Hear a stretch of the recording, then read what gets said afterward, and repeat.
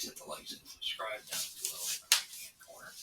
Muchly appreciated. And yes, I want to thank my followers because got my monthly report. My numbers have definitely been moving up the line. I think people are finding out that you get straight up news here. There's no BS, no what do you call it, clickbait or any of that garbage. I tend to stick to the facts and try to avoid gossip. The only time I get there is when a story is so big that you got it from an insider, or we have to address those who are pumping out fake news and using clickbait, which we had done in the prior episode. And I want to thank you for all the comments of my followers. Thank you very much for your support, and thank you for your comments. And it was very funny because the individuals that made comments hit one of those podcasts right on the nose of who they were. It was that obvious who they were pumping out with the clickbait and the fake news. Funny thing was, because I've been to the cottage and back, and I like that a lot through the summer. That's why I'm doing this as an extra while I have a chance and I'm in town for a couple of days. So I wanted to address it, and I always check over some of the sites just to see what's being put out there. Plus, I love following Junkie, and I'll follow Tony Marinero periodically. And other than that, and I always love Knuckles, but he does a different style of podcast, so he's a class act. But other than that, I tend to there's just too many false reports put out, and we know who they are. But it was funny anyway. I go over just to see if they're still putting out, because they're always putting out BS stories. I usually like to know because I like to inadvertently call them out on it. And it's so funny, like I said, people immediately came to the channel and were quite happy, and they knew exactly who I was speaking of, and they had no respect for them either. It's sad because the co-host seems to be an alright guy. He doesn't tend to be the one spreading the BS. He seems to be the host, and then there's another podcast that does it as well, but they'll never fess up to it. They're just oblivious to it. But anyway, it was funny. I had seen one of this particular channel that was mentioned by my viewers, and who was doing this with the clickbait, and then blew up that story on the Mashar being involved in the Slovakian report, which was a fake report, and you knew it right away from the source, but he wanted to put out his clickbait, and he wanted to pump gossip like he usually does. So did the other side. Did the same thing. Those two sides tend to do it all the time anyway. And there's the other one the odd time. The other one's the odd time. But those seem to be the two huge ones. But anyway, he was big on pumping that story that Meshar was involved, and it was a fake. I knew immediately it was a fake story coming out of Slovak. It didn't come from a good source. If it doesn't come from the Habs, you don't buy it. So anyway, the funny thing was when I got back and I'd seen his latest show, he had his last show or the second last show, he was saying, and he was so glad because he just found out that the story was untrue. He got burnt. He got lied. Everybody got lied to by that report, and he was glad that he didn't buy into it and pump that story. Well, that's cross. There's a man that can't live up to the truth, because all you got to do is go back to when that story came out, and he was one of the biggest podcasts that pumped the story. So he's not even man enough to own up to his lies when he's caught. So it's not a good thing when you can't own up to your faults. So evidently he's probably a guy that thinks he can do no wrong. You're not going to get through guys like that. That's why I have no time for that type of stuff. Anywho, so yeah, anyway, very hilarious that he'd be in denial after I could go back to a week when that story broke, and he was one of the main podcasts that was pumping that story. So anyway, now let's get to what we're here for. We're here to talk about big problems, big decisions that are on the horizon for the Montreal Canadiens with their talented defensive core.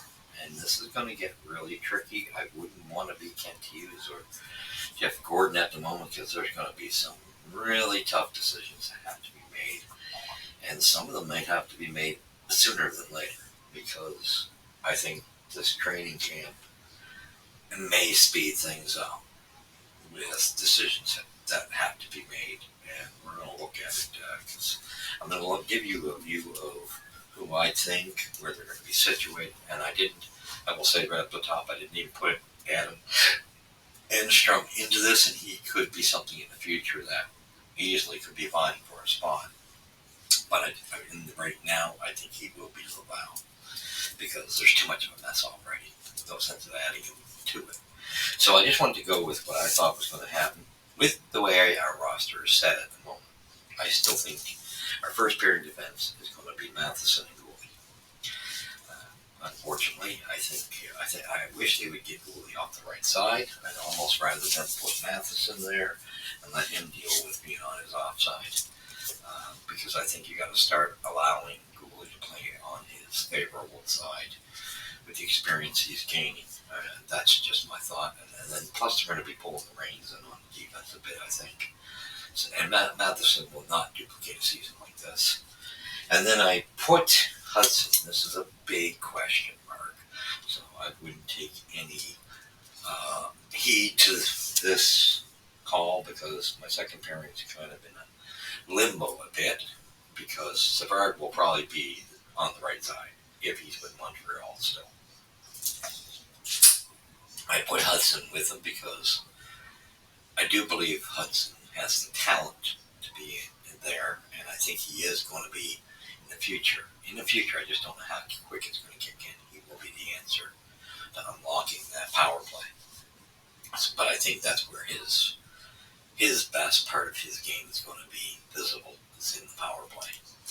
So I put him in the second pairing for the time being this season with Savard. That's going to be a question mark beside that. So you can see on my cover page how I paired the defense core for this season. Then I have Jacky and Harris. That's going to be a shocker to some because everybody's looking at you or Barron. I'm not looking at Barron whatsoever. Unfortunately, there's not a defenseman that I'm about to mention that I dislike. I even like Barron a lot. I don't think he's mentally strong enough to keep his game together. I think that's the sign he's been showing us. When he gets shaking, he gets right off his game, and he has a lot of defensive lapses to his game. Not pretty enough. Although he came back a little better. However, Harris seemed to play the position better on the right side. That's on the right side. That's saying something for Harris. And I don't think Harris gets the credit because he plays that position. When he's on the ice, he plays very responsible, and he gets the puck outside, the zone pick, finds an outlet very quickly. He's very intelligent. Yes, he doesn't have the size, but he's not afraid, and he doesn't make the mistakes defensively that unfortunately Barron does. I think on the same thing. I think for Struble, he's strong.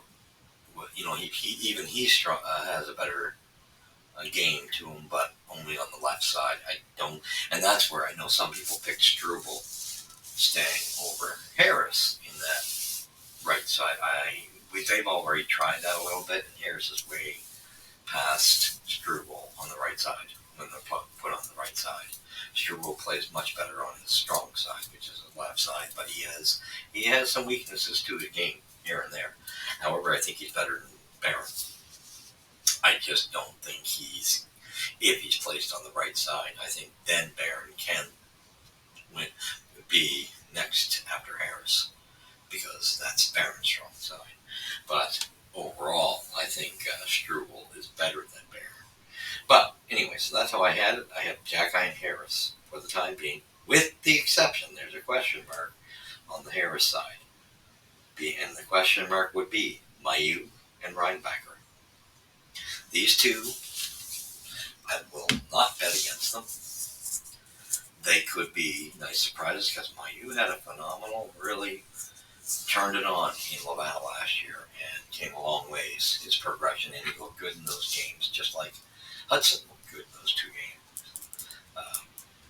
Hudson, I believe, played two, and Mailloux won. But they both looked good in their first games in Montreal. And Reinbacher, yes, he probably needs more time, I think. That's my opinion in Laval. But the one thing I do realize about his talent level, uh, this guy, if he comes up the same way he did in the first training camp, he was by far better than all those guys in the lower groups.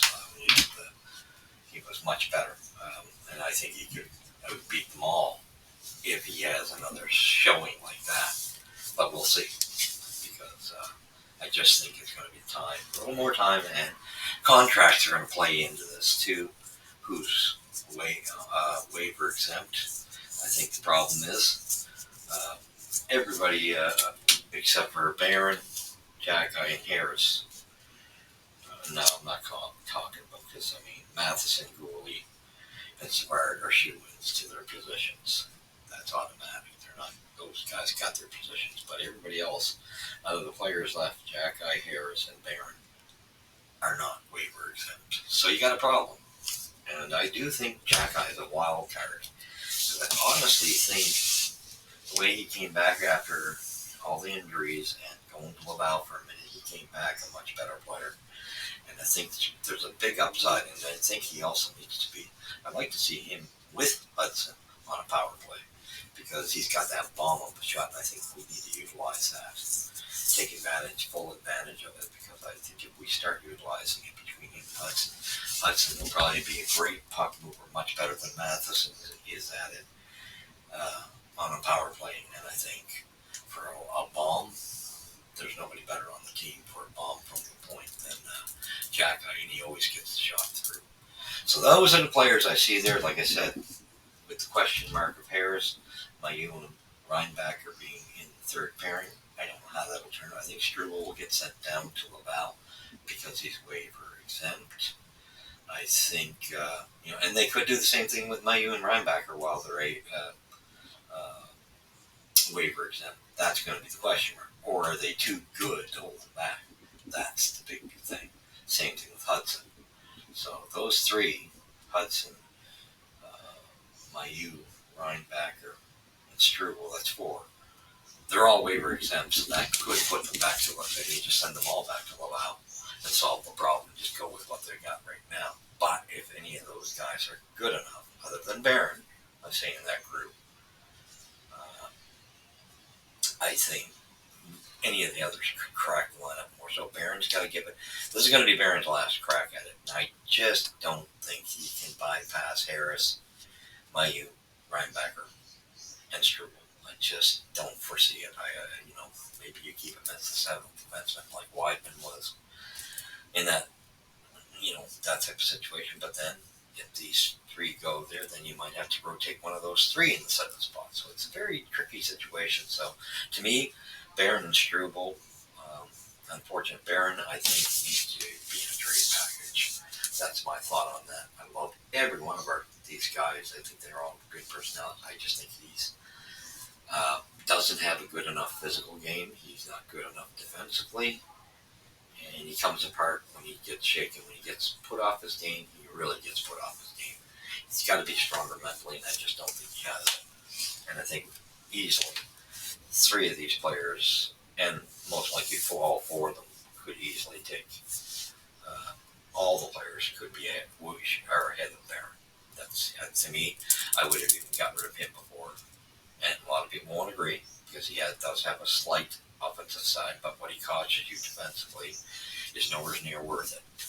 And then anyway, so then we go immediately into our future projections in the future when we have traded off and moved on from Savard and Matheson. And that's the other thing. Really, if the offers are there, we should jump on those two when they come, because Matheson will never get the value he's got now, because he's not going to ever repeat the season like last year. It's just not going to happen. And he is our number one defenseman. But while the iron's hot, and if the right offer came in for a forward that is a top six, I think you got to take it. If you could get a one-for-one trade, or even throw in a pick with it. However, so I think although I don't think, he could stay for 2 years. He's got that capability while they're still sort of getting the experience, the rest of the defensemen. But he won't be a part of the long term. So that's why I say I would do it. But anyway, and Savard, I think he's gone by trade deadline. I think he could be a help to Hudson right now. So that's my thought on that. I think if they can get Hudson in the lineup, I think I would utilize him with Savard until you're unloading him. And same thing, a lot of teams want him for playoffs because he's got the defensive side of blocking shots that teams look for. So I see in the future, and this is not even putting Enstrom into the equation. I see future. There's no doubt if Caden Gooley can stay injury free, he's the number one defenseman. That's hands down. Let's be realistic. There can be talent, different types of talent in these players, but for the all-round talent, Caden Gooley is heads above these guys, and there's no doubt about it. Problem is, he's got two problems right now. They're playing him on his right side, which I don't agree with right now. I think they got to make that move. Put Matheson on the right if you're going to keep those two together. Let him be the guy that bears the. He's not a part of the long-term deal. So I think we got two big question marks with two of my favorite players, and that's Gooley and Jack Guy. They both have shown 2 seasons of injury proneness. They're 2 out of the 4, and there's 3 out of those 4 that are my favorite players. And same with Doc. Love him, but this year is going to be do or die. Nuvo just came in. He had how many injuries as soon as he's come in his first season? Not good. So those 4 guys, this year is going to be a telltale year. And I sure hope that Gooley stops putting him in, learns how to stop placing himself in predicaments to get himself hurt, because that seems to be his problem. Jack Eye, totally different. They were 2 shoulders. So hopefully it's not something that's going to be ongoing repercussions from them. And that's really, really question mark. Is I think they'll be all right, but we need to see this season. But anyway, so I have Hudson with Reinbacher as a second pairing in the future.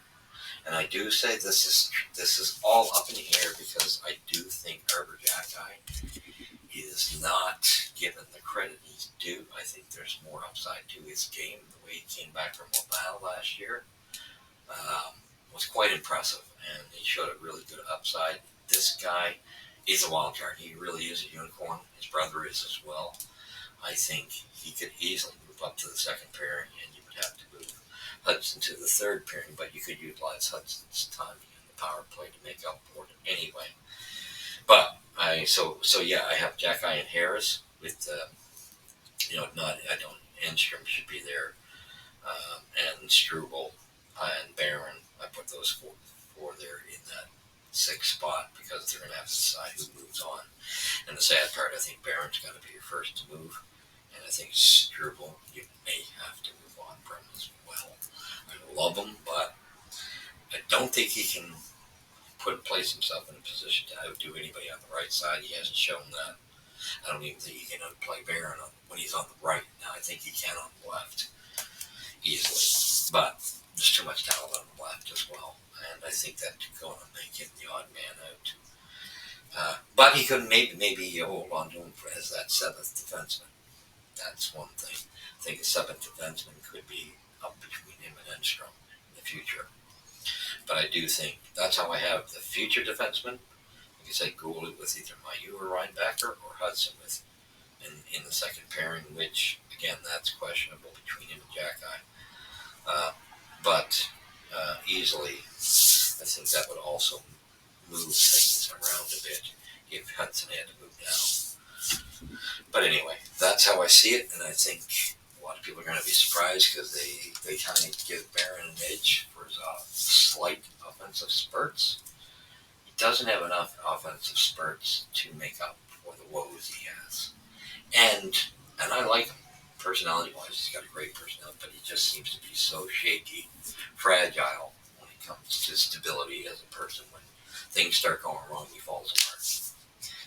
I think he would do well in Laval, but unfortunately, where he won't clear waivers, you're better off trading him because somebody's going to take him, and he will do well for somebody else. I just think we got too talented of a defense corps to deal with that. We've got better choices. So that's how I see it. That's how I see the future. Thank you for joining me. And again, I would want to be Kent Hughes and Gordon, but I do think, I will say this, and I keep going on the record saying this, I, however, do think a big trade is on the way for the Habs between now and opening night. I think maybe they're waiting for training camp to see who wins the battles for the position of defense, and then they'll go from there. That's what I think that could be up, but I do think there will be a big trade to deal with our top six, to inject a good winger and the defenseman, whoever they decide to move on from. I think you'll see something happen because I think I think it's going to be very similar to a Petrie trade we had a year ago. Mark my words, I see that coming around that time. It'll just be done before opening night, sometime before opening night. I don't know exactly when. Could be any time now. Who knows? But I think they're probably working on something as well. Just be a matter of the right offers too. So thank you for joining me. Please hit the like and subscribe. And again, thank you to my followers. And again, to all of you, be aware of who you're following because there's an awful lot of outfits that just want to look at clickbait and pump out gossip. And then they can't even fess up to being honest enough that if they went back 4 or 5 episodes in their series, they can see where they promoted it.